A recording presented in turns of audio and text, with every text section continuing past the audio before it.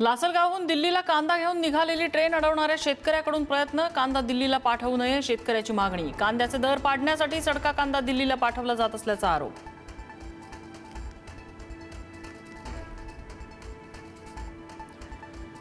कितीही नाही म्हणाले तरी देवेंद्र फडणवीसांना केंद्रात जावंच लागेल, संजय राऊतांचा दावा। अमित शहांसोबत फडणवीस काम करायला तयार नाहीत, राऊतांचा टोला।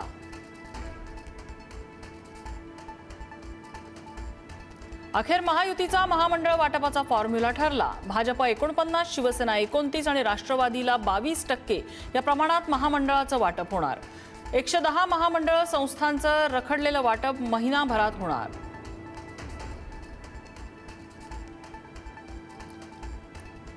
पुढारी न्यूजच्या बातमीचा दणका, एमपीएससीची औषध निरीक्षक भरतीची प्रक्रिया रद्द। पेपर फुटीच्या आरोपांनंतर महाराष्ट्र लोकसेवा आयोगाचा मोठा निर्णय। चौकशीत एका उमेदवाराला प्रश्नपत्रिका मिळाल्याचं प्रथमदर्शनी निष्पन्न।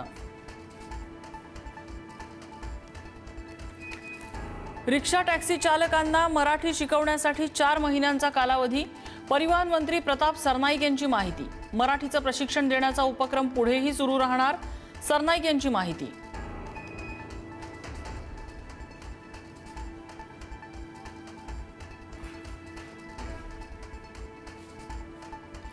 मराठी भाषेच्या सक्तीविरोधात रिक्षा आणि टॅक्सी चालकांची हायकोर्टात धाव। सरकारच्या निर्णयाने मूलभूत अधिकारांचं उल्लंघन होत असल्याचा आरोप। निर्णय मोटर वाहन कायद्याच्या विरोधात असल्याचा याचिकेत दावा।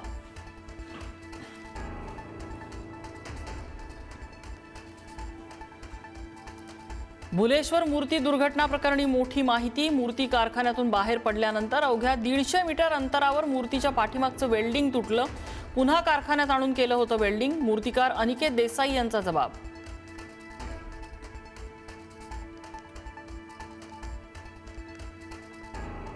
पुण्यातील आदिवासी विद्यार्थ्यांचं उपोषण अजूनही सुरूच। एक मागणी मान्य, इतर मागण्यांवर आंदोलक विद्यार्थी ठाम। प्रवेशासाठी वयाच्या अटीला स्थगिती।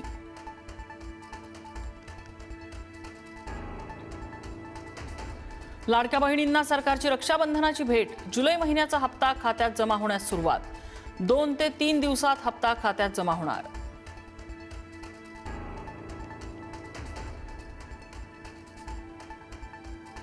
नागपुरातील काँग्रेस नगरसेवक शुभम मोटघरे यांच्या घरावर मध्यरात्री गोळीबार। कुटुंब घरात असतानाच गोळीबार, सुदैवानं कुणीही जखमी नाही। गोळीबारामुळे घरच्या काचा फुटल्या।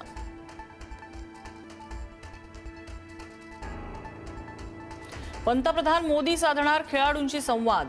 उद्या सकाळी 11 वाजता देशभरातल्या खेळाडूंशी संवाद साधणार। खेलो इंडिया डायलॉगला मोदींचं व्हिडिओ कॉन्फरन्सद्वारे संबोधन।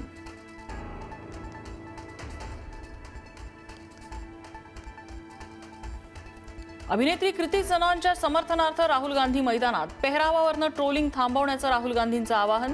तर वादानंतर जीवा ज्वेलरी ब्रँडनं कृतीची वादग्रस्त जाहिरात हटवली।